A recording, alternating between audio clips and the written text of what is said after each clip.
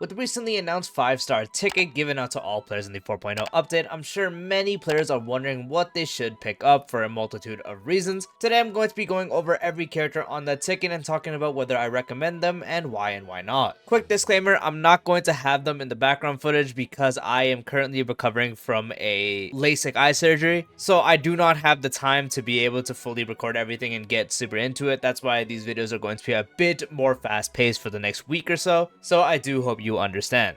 And then the second disclaimer I want to have is this is mainly looking at people that want to pick these characters out of strength and they're confused on that. This is not really tying into your favorite character and who you should pick because they're your favorite and if you should focus on them because you're your favorite, because if they are your favorite and that's your main consideration, it's a free ticket. Do whatever the hell you want. Objectively, there are better choices than others, and that is mainly for the video's reason. I'm going to mainly be taking you over the characters that you should prioritize over the ones you shouldn't. So going in order, of course, starting off with Jing Yuan. So Jing Yuan is a extremely old DPS. Of course, with that, he is just very dated. There is not really much good about his kit anymore. Really requires Sunday to really function at all. His vertical investment is also very bad overall. As opposed to some of the other options on this ticket, he is very much not a option you should consider. As if you really want a lightning DPS, Acheron, even though she's also more on the dated side nowadays, can function better practically in all modes. Jing Yuan is really just not a character you should consider whatsoever with this ticket, as his overall performance, even with Sunday and the Dan Heng setup, while they can clear with enough investment, is just not worth it. And if you already have him and you're considering E1 as an early investment, his E1 is also very mid. So he is not a character I recommend just because his kit is just not up to par, because of course he was released in 1.0, and his overall performance nowadays, even at a higher investment, while can clear, is just not worth it. Next up is Kafka. So Kafka is one of the 4 characters that got the first set of Nova Flare. She is tied for the most priority on this ticket depending on what you do have, as she is insanely broken in her role. Kafka is the cornerstone of dodge. She always was, especially after the buff and alongside Hycelene's. And now even with Black Swan getting a buff, she is just so valuable. The ways to be able to be a support for the team and also being able to be a super detonator for the dots. Combine that with the fact that Hycelene's did release and was able to apply so many more dots and also had a really strong kit. And now the fact that we're getting buff Black Swan, Kafka in that role of a dot character is just super important now. For anyone that wants to get into a dot team, or maybe you just have dot characters without Kafka for some reason, she is definitely going to be one of, if not the highest priority. Or if you're just someone that maybe wants to pull her, or if you're someone that maybe wants to pick her up and then pull for Black Swan and Hycelene's, as they are rerunning in 4.0 as well. If you're able to do that and build the whole foundational team, even at E0 S0, it is very potent. And so if you are considering dot team, or maybe you just want to get into it at all, maybe you have a combination of units and you just don't have Kafka, or you just don't have any of them and you want to pick her up, pull maybe Hycelene's or Black Swan or both. Kafka is just such a strong unit in her role that she is definitely going to be one that you want to consider. And then if you are considering E1, it is a solid E1. It is 30% dot vulnerability onto the enemy target. It's definitely one you should consider on the higher priority, as well as there's really 2 characters here that have the highest priority when it comes to picking them and picking up their E1. If you already have a lot of the better characters here that I'm going to mention, let's say you also already have like Aventurine, you have your sustain stuff sold, and you especially already have Sparkle, and you want to start using Kafka a lot, or you already use her a lot, her E1 is a good pickup. It's not the highest priority of dot characters though. Usually Hycelene's E1 and Black Swan E1 are significantly above it, and also something like Hycelene's Lycon, but Kafka E1 is still very good. So if you already have the stronger picks of this ticket, and mainly for Sparkle, which I'll get into once I get to her part, if you don't use her as much as Kafka, in that case, Kafka E1 is also a very good option. Next up is IL Dan Heng. So IL Dan Heng is also a very dated DPS, being a DPS that released in 1.3. His whole playstyle, while it is technically receiving a buff alongside the Sparkle buff, just because you can run them alongside each other, the same thing with Jing Yuan. Overall, it's just not worth getting into anymore. He still actually has a pretty strong E2 to today's standards, but even then, you're just better off using the investment or ticket, in this case, elsewhere. His overall performance, even at E2 S1, while it can hold up depending on your support investment and such, as I did mention with Jing Yuan, it's not going to be as what it should be for you to really consider using this ticket on him. So just to keep it short, Dan Heng IL, I don't recommend it, even if you're going for his E1. His E1, while it would be solid for his kit, is also just not a good idea because it doesn't really save him. His E2, while it does help a lot, it still doesn't put him in the realm of DPSs nowadays. And overall, shouldn't really be one of the considerations for your ticket. Next up is Jingliu. So Jingliu was also buffed in the first batch of Noble Flare alongside Kafka. While the buffs did help her a good amount and did make her a solid HP scaler, she is not really a strong DPS to today's standards still. She's definitely one that is like sitting on the more mid side, like she can definitely clear, especially if you have these teammates being something like Tribi, Hyacine especially. Those two are like the biggest parts of her team, and then they would be a -1 setup where you'd run either Bronya or Sunday. That would kind of be the general team setup. Hyacine, just a super strong sustain. Tribi is just a super strong buffer, kind of functions as a semi-wheelchair.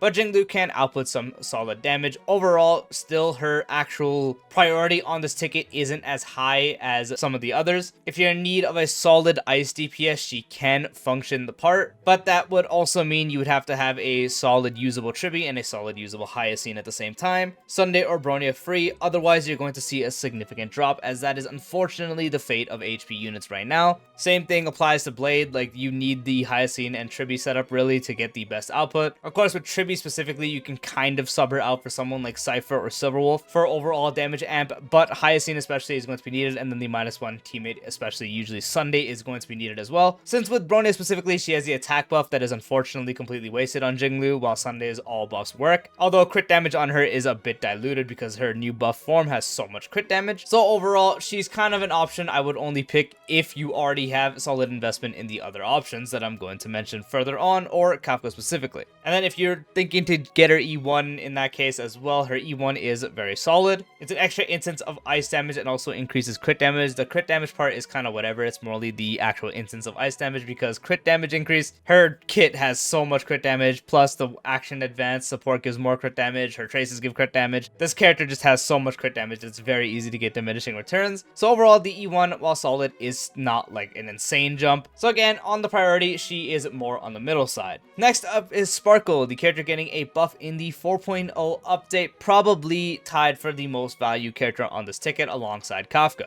Any team Sparkle is on currently, like Emiya or any skill point hungry DPS in that case, and especially with the upcoming character Sparksy, her value is just skyrocketed. She's able to generate you so many skill point now. She's able to give it the vulnerability, give the entire team attack. She does so much in her role now that really any team setup you had where you ran a base speed DPS and a hyper C support, Sparkle is really going to be the best in that case, just as these buffs have done so much for her. So the really only case you wouldn't want to pick Sparkle if you don't have her is if you legit have 0 setups that can use her, which is very unlikely. Every account probably has 1 or 2 setups that can use her. Like again, Archer is a free DPS, so if you claimed him, you'll have a really strong DPS sitting in your box waiting to be utilized with her. Any strong DPS that you can run at base speed in certain setups with enough investment as well, or characters that just work better at base speed, such as Finon even. The legit only case would be is if you're someone that runs like the Remembrance team fully alongside maybe the Break team or Dot team, and that's mainly your combinations, where Sparkle obviously wouldn't be. That's really the only cases you wouldn't want to pick her up. Otherwise, every other account, she is going to be the biggest candidate for you, as she is a lot more diverse than Kafka, since Kafka is only on one team, while Sparkle can be on multiple. But of course, that's more depending on if you're leading to the hypercarry side or the Dot side. That's more personal investment question. For her E1 specifically, her E1 also has a lot of value now because it does give everyone 40% attack, which practically almost every character she works with, besides a select few that you would be doing a setup with, will benefit from the attack. But now that it also does increase Sparkle's speed by 15%, which helps you hit a lot of hyperspeed thresholds, and can potentially even lead you to getting 3 turns within a cycle if you do cross that 200 speed breakpoint in MLC. Her E1 is also very valuable, but as I did mention, it would only be one to really pick if you have the other strong pick in this actual ticket, being Kafka.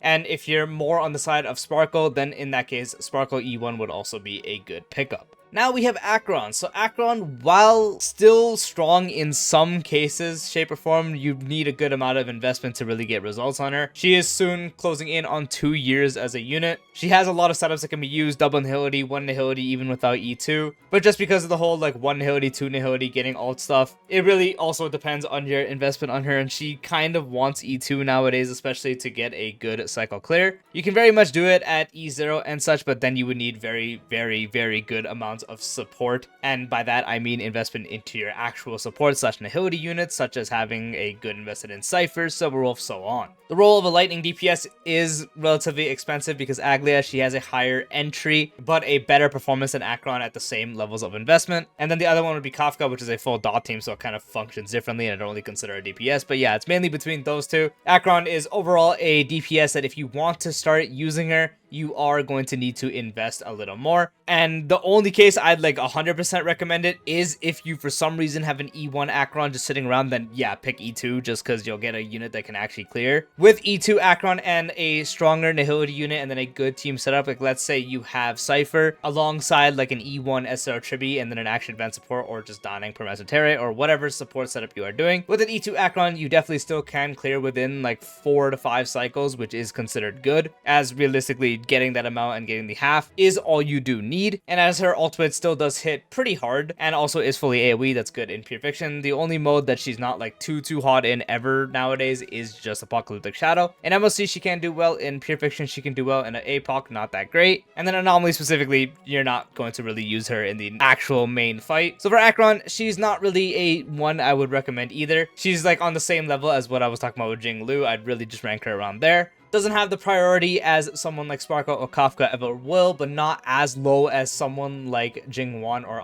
Dan Heng. So she would go more on the middle side. I would only really pick her if you are wanting to invest into her a lot, or if you're someone that has E1 and this would bring you to E2. That would really be the only case. And if you're someone that has her and you're thinking E1, I do not recommend it. Getting her E1 alone is very bad. Her E1 is just a stepping stone to E2, and even as a stepping stone, it's really not that good. And then the last character, Aventurine. So Aventurine is a very simple pick in this case, because as this ticket is coming out, Dan Heng Permacentere is still free. And so the question really becomes if you have a second-sided sustain. That's really it. Because Dan Heng, he is a better sustain than Aventurine, as much as it pains me to say because I'm an Aventurine fanboy. Dan Heng is just better for everyone. Shield's better, has cleanse and stuff, so Aventurine's role is kind of just a bit of the fallback option, or at least for follow-up teams, you just put him on there. That's kind of like the only Excel place that he stayed on. And so if you already have your sustain setups already good, like if you're someone that uses the Remembrance team and then the other side you use Dan Heng, so one side Hyacine, one side Dan Heng, you're going to be good for that. And if you also have a third sustain for something like Anomaly specifically, that's fine. It's really the case of if you need a sustain or not, because Aventurine Ezer Estera, while not as strong as he used to be, of course, he still can do the job. Especially with the addition of the shield set, it definitely did help him in a sustained role. Unfortunately, he doesn't have a cleanse, but it is still fine. So for Aventurine, it's really specifically the fact of if you need a sustain. If you need that extra sustain and Aventurine does fit on the team, like of course, don't put him on a HP drain team because he's not going to want to be there. You want a healer for that. In that case, you can pick up Aventurine in that case. You can pick up Aventurine. His E1 specifically is still alright at most. It provides everyone 20% crit damage and also lets him use a free skill pretty much anytime he ults. And he can get ult relatively frequently, especially if you're getting attacked a lot. So it is definitely something you can notice, and it would turn him more SP positive as you don't really need a skill. He can kind of refresh his shield with his follow-up attack, but it's not the full value. His ultimate really was like the reason with E1 that you never skilled with him, but nowadays you might need it a little more. Even with his E1, you might need to skill a few times just because enemies have gone to the point where they hit really hard. But of course, that would depend on your build. If you have a full defensive Aventurine, which most people would do nowadays since his damage at E0 is very negligible, you wouldn't really have to do that. And if you got the E1 in that case, then you could pick up his E1. But I only would recommend that as an option if you already have Sparkle and Kafka, or if Kafka specifically, you just don't use Dot in that case and you don't have her, then you don't have to bother really. And then Sparkle E1, if you don't really have a benefit out of it totally, in that case, that would be the only reasons why I would pick up E1 Aventurine as well. And that does bring this video to a close, going over every character on the ticket. You can tell the very top of the ranking is going to be Kafka and Sparkle just because they're both the most broken ones on this ticket. Right below that, I would put Aventurine. Not very far below it would be the Jingliu and Acheron, as they are DPS that can hold up depending on your investment, but they still do struggle a bit, but not as much as the very bottom of the barrel being Dan Heng and Jing Yuan. Those are the two that need so much investment to properly clear at a good pace, and so it's really like the bottom of the barrel I don't recommend you picking at all. The middle of the barrel with Jingliu and Acheron, it's really only specific cases where I would. With Aventurine, he's just more priority because he is a sustain, and that only really would apply true to anyone that needs that extra sustain. So if you're someone that needs that, of course, he is going to be an option you can fall back on and will do the job. And then the very top is, of course, Sparkle and also Kafka, as they really are just like the Omega picks here. Not only them, but both their E1s just have good value. So they should be like the top of the considerations in general, no matter the situation really. The only time you'd consider the others really is if you already have Sparkle and Kafka and you are doing fine with them, maybe even at like E0 S1. Well, Kafka, you wouldn't have S1 since you don't want to run her S1, but you at least have them and they're performing well in the role and you don't really need the E1 of them, or you potentially already have the E1 on them and then you don't have Aventurine or something, or you don't have the other DPS and you want to pick them up for collection. In that case, that would be the only reasons. But really, the point of this video is to really just tell you to mainly focus on Kafka and Sparkle. Those are the biggest options. I do hope you found this video helpful. If you did, dropping a like would be greatly appreciated. If you're new to the channel or haven't done so already, be sure to subscribe and turn on the bell icon for future videos like this, along with all the tips and style content. I'll see you later. Peace out.